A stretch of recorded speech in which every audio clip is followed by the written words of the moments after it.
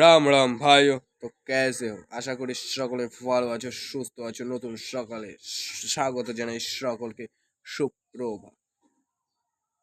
তা কে কি করছো? আমার সবার প্রথমে আমি একটাই জিজ্ঞাসা করি, কে কি করছো এটা কমেন্টে বলে দাও।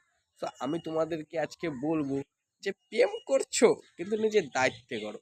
কারণ এখানে ধোঁকা খাবে নিশ্চিত। হ্যাঁ, প্রেমে তুমি ছ্যাঁকা খেয়েছো, এটা কিন্তু একটা ভালো লক্ষণ।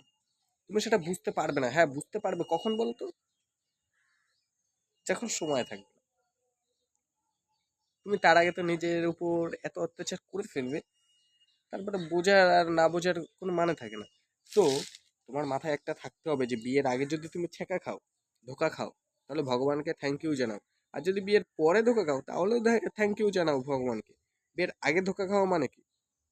তুমি জেনে গেলে মেয়েরা কেমন হয়, আসলে কাউকে বোঝাই যায় না। আর যদি বিয়ের পরে তুমি ধোকা খাও, তাহলে বুঝে গেলে যে এরপরে আমি আর বিয়ে করব না কাউকে। কারণ বিয়ের পরে যে মেয়ে ধোকা দিতে পারে, আসলে সে আসলেই কি মেয়ে? সে আসলেই কি, মানে কি, ওয়াইফের যোগ্য নয়।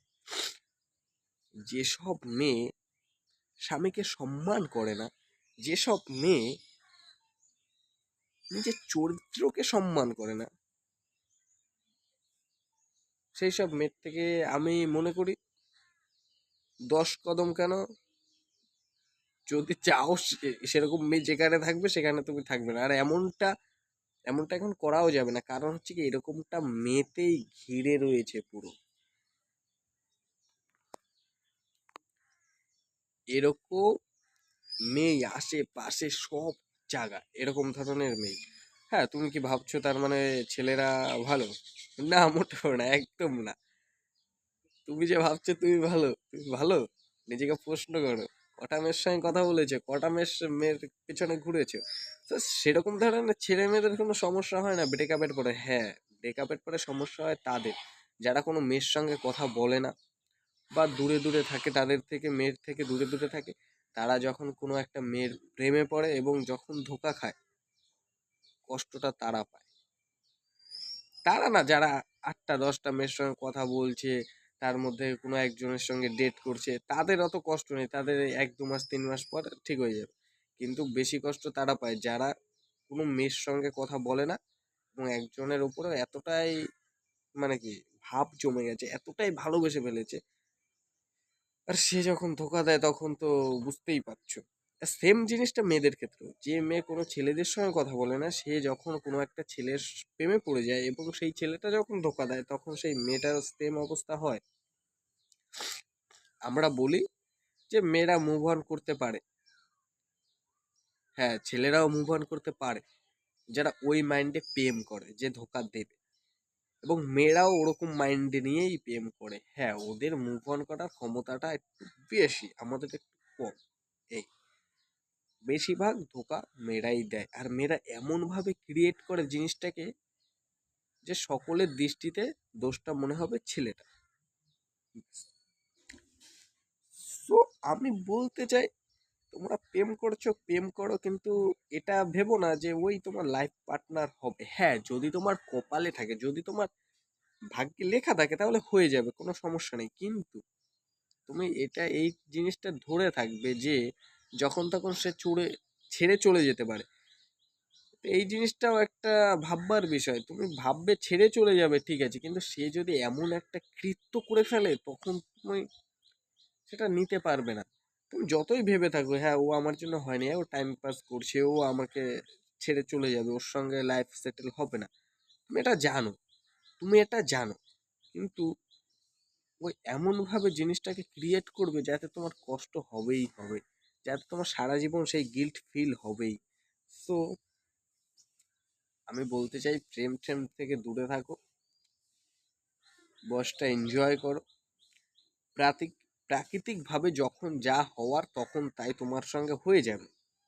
তোমাকে আগে থেকে লাফাতে হবে না।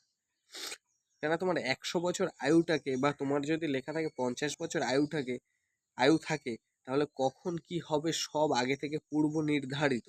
তুমি যদি জিনিসটাকে আগাতে চাও, যেমন তুমি যদি ঠিক করো আমার 50 বছর আয়ু, আমার আয়ু 30 বছর হবে, তাহলে তুমি সবকিছু তাড়াতাড়ি করতে চাইবে।